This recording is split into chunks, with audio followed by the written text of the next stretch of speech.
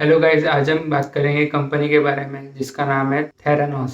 तो ये एक 11 साल पुरानी टेक्नोलॉजी कंपनी थी सिलिकॉन वैली में, जिसकी वैल्यू थी $9 बिलियन। इसकी वैल्यूएशन के पीछे का रीज़न था कि थेरानोस ने क्रिएट किया था एक मेडिकल डिवाइस, एक मेडिकल टेक्नोलॉजी जो कि रेवोल्यूशनाइज कर सकता था इस इंडस्ट्री के कई पार्ट्स को।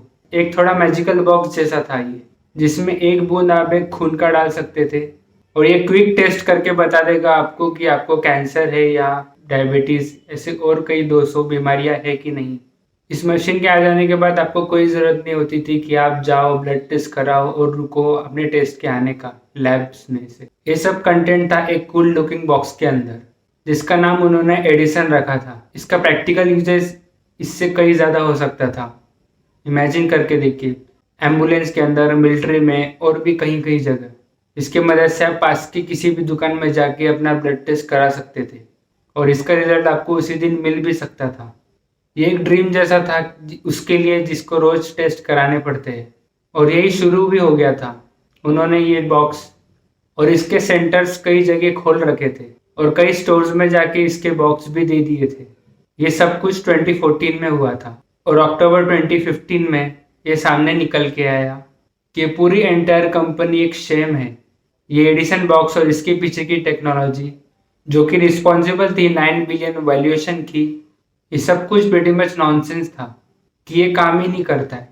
ये सबको इतना गलत साउंड कर रहा था कि ऐसा लग रहा था कि एक गलत लिखी हुई मूवी है। पर ये इतनी बड़ी कंपनी बनी कैसे और इसको इतने ऊपर तक लेके कैसे गए? इस चीज़ का एक ही सबसे बड़ा फैक्टर बना, इस चीज़ का पहला और सबसे बड़ा फैक्टर बना एम्बिशन, जिसके पीछे थी एलिजाबेथ होम्स। ये एक सबसे एम्बिशियस इंसान में से एक थी उस वक्त। इसके अंदर एक स्ट्रॉन्ग डिज़ायर था और डिटर्मिनेशन था सक्सेसफुल बनने का। यही वो थी जिसने कंपनी शुरू करी थी 2003 में, जब ये 19 ईयर की थी और 2014 तक ये इसका आधा ओन करती थी। वो इस पूरे 9 बिलियन का आधा ओन करती है। वो खुद भी एक बिलियनर बन चुकी थी, वर्ल्ड यंगेस्ट फीमेल बिलियनर भी थी। अगर हम पीछे के वक्त में जाए तो वो हमेशा बिलियनर बनने की बात करती थी। उसको हमेशा ए ग्रेड मिलते थे और वो कोडिंग का एक बिजनेस भी संभालती थी। और कॉलेज के लिए उसने मेडिकल इंजीनियरिंग चुना था और इस कंपनी को शुरू करने के लिए उसने ड्रॉप आउट कर दिया, पूरा स्टीव जॉब जैसे बनने के लिए, क्योंकि वो उन्हें ही लुकअप करती थी उस वक्त। ये एक और वो पर्सन थे जिनके अंदर बहुत सारा वर्क एथिक था। उसने एप्पल से कुछ लोग रिक्रूट भी किए थे उस कंपनी में काम करने के लिए, और वो स्टीव जॉब का ब्लैक टर्टलनेक सिग्नेचर ड्रेस भी कॉपी करती थी। वो फ्रेज आपने सुना होगा कि आप कुछ भी कर लो, अगर आप आपका दिमाग सेट कर लो तो आप वो सब कुछ कर सकते हो। उसने उसे मान लिया था। उसने बिलियंस ऑफ डॉलर्स बना लिए थे एक बॉक्स को लेके जो काम ही नहीं करता था। उसके अलावा इस सब के पीछे बहुत बड़े झूठ भी उसने बोले थे, जो कि एक बहुत बड़ा रीज़न बना इसका सक्सेसफुल होने का। ये सब्जेक्ट ही इसे बहुत बड़ा गलत बनाता है कि अपने इंटरेस्ट के लिए आप सबके जान के साथ खेल रहे हो। जो कि प्रॉमिस उसने किया था कि एक ब्लड के बूंद के बदले आपको कोई भी डिजीज का पता लग जाएगा, और इस चीज़ की जिस तरीके से एडवर्टाइजमेंट की गई थी, जिसकी रियलिटी कुछ और ही निकल के आई। तो जब भी कोई पेशेंट पास के स्टोर में जाके अपना ब्लड टेस्ट कराता है, वो मशीन में जाने के बदले उसे लैब्स में लाते थे और वो टेस्ट कर देते थे ट्रेडिशनल तरीके से। वो एडिसन बॉक्स के बदले अदर इक्विपमेंट का यूज़ करते थे ताकि लोगों को इस पे भरोसा होते रहे, जबकि थेरानोस कुछ कर भी नहीं रहा था। पर बाहर ऐसी न्यूज़ जा रही थी कि इम्प्रेशन जा रहा था बाहर की सब कुछ यूनिक हो रहा है। वो अपने इन्वेस्टर को लेके काफ़ी सिलेक्टिव रहते थे। अगर किसी ने डिमांड की इस चीज़ को देखने की कि साइंस क्या है इस चीज़ के पीछे का, ऑब्वियसली जो कि नहीं होने वाला था, तो उनसे मुंह मोड़ लेते थे और कहते थे कि उनका ट्रेड सीक्रेट है और हम इसे रिवील नहीं कर सकते। और इन्वेस्टर कहते थे ठीक है। वॉलमार्ट और वॉलग्रीन जैसे बड़े बड़े इन्वेस्टर ने भी इसमें इन्वेस्ट किया था। इन सब ने कम से कम बिलियन डॉलर्स में इसमें इन्वेस्ट किया था और मेजॉरिटी टाइम इन सब ने कभी यूज़ नहीं किया था इस बॉक्स को, और एक दो बार किया था तभी ये सारी चीज़ थोड़ी डिफ़िकल्ट होने लग गई। जब टेस्ट वापस आता था तो एक फॉल्स रिजल्ट के साथ आता था, क्योंकि वो केपेबल ही नहीं होता था एक्यूरेट होने के लिए, कि कस्टमर के पास कोई रीज़न ही नहीं बचता था उसके अलावा वो दोबारा जाके उसे चेकअप करे। जब भी वो टेस्ट करते थे तो उनके एक शक के तरफ चले जाता था कि हमें ट्रीटमेंट लेना पड़ेगा, हमें मेडिकेशन लेनी पड़ेगी, हमें लाइफस्टाइल चेंजेस लाने पड़ेंगे उन चीज़ों के लिए जिन चीज़ की उनकी बीमारी है भी नहीं। बेसिकली मेस कर रहे थे वो लोगों के हेल्थ के साथ।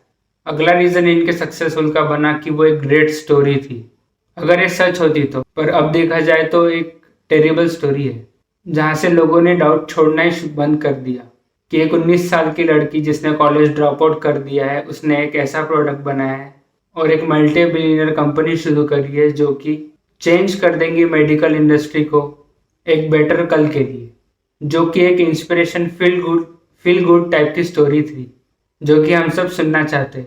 अगली चीज इसके सक्सेसफुल होने के बनी कंपार्टमेंटाइजिंग। इलिजाबेथ और इसकी लीडरशिप ऑफ कंपनी जो थी, उनका काम था कि सारे एम्प्लॉयज को दूर दूर रखा जाए और सब अपने अपने कामों में फोकस करे ताकि किसी को पता ही ना हो कि यहाँ सब क्या हो रहा है। हर एक डिपार्टमेंट अपने एक छोटे सेक्शन पे काम करता था बिना ये पता लगाए कि वो सब कैसे बनता है, कि कैसे बंद के प्रेजेंट किया जाता है। अगर वो थोड़ा पीछे होके देख लेते तो उन्हें समझ में आता कि ये सारी पिक्चर साथ में आ ही नहीं रही है या बन ही नहीं रही है। वो कुछ कुछ पार्ट ऑफ कंपनीज को लॉक भी कर देते थे कि कोई बाहर ना आए। थोड़ा बुली जैसा कर रहे थे ये लोग कि जो लोग वहाँ काम करते हैं और वो कहीं ना कहीं फिगर आउट कर भी रहे थे तो ये लोग उससे बहुत कोशिश कर रहे थे कि कैसे चुप रख सके।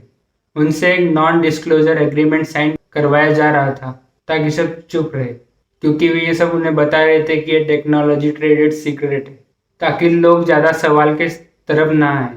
और अगर कोई सवाल उठाता था तो ये उन पे एक लॉसूट केस कर देते थे कि सब चुप रहे और अपना बिजनेस करते रहे।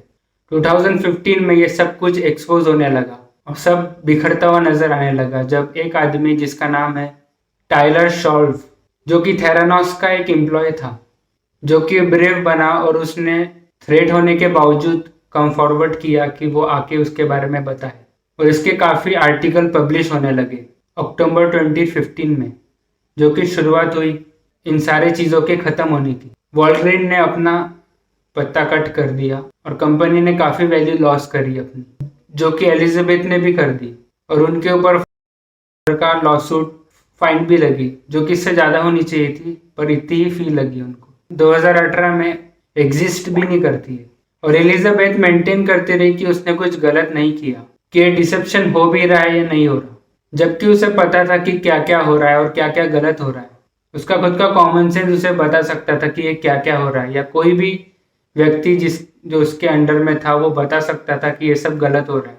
इसके ऊपर क्रिमिनल ट्रायल्स भी शुरू हुए स्टार्टिंग में 2021 के, जो देखने लायक होगा कि आगे कैसा जाता है।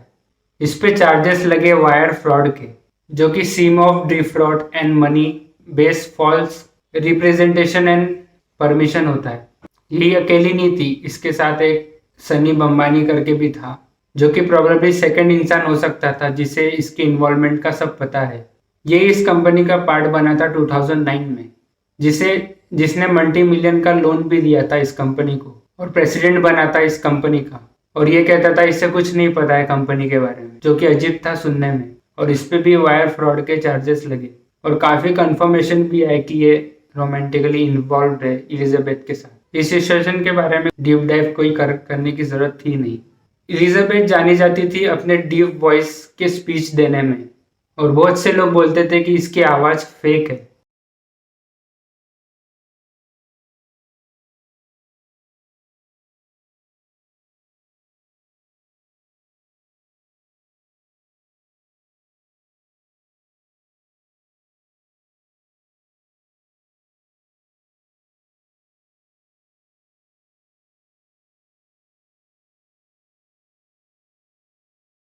अगर आपको ये वीडियो इन्फॉर्मेटिव लगी हो तो इसे लाइक शेयर कमेंट सब्सक्राइब करना।